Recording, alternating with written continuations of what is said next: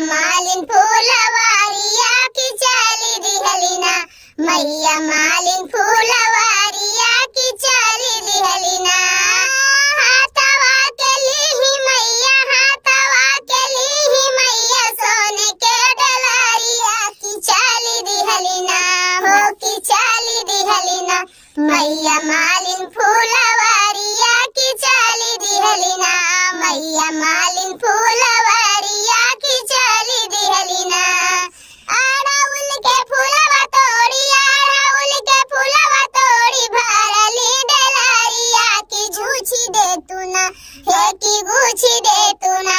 मालिन हमारा गजरवा की गुछी दे तू ना, मालिन हमारा गजरवा की गुछी दे तू ना। कैसे के गुछी मैया, कैसे के गुछी मैया, तोहरा गजरवा की गोदिया हमरे ना, हो की गोदिया हमरे ना। बाटे बालका न दानवा की गोदिया हमरे ना, बाटे बालका न दानवा की गोदिया हमरे ना। हाथवा में लिहली मैया, हाथवा के लिहली मैया, सोने के डलरिया की चाली दिहलिना, हो की चाली दिहलिना। मैया मालिन फूलवारिया की चाली दिहलिना, मैया मालिन फूलवारिया की चाली दिहलिना।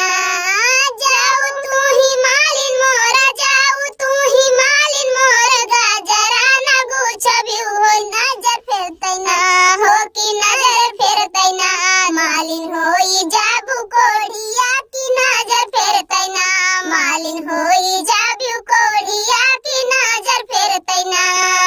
पैया तोहरे लागी हूँ, पैया तोहरे लागी हूँ, हे शीतला मयारिया हो, माफ की हूँ ना, हो की माफ की हूँ ना। मैया हमारे गलतिया की माफ की हूँ ना, मैया हमारे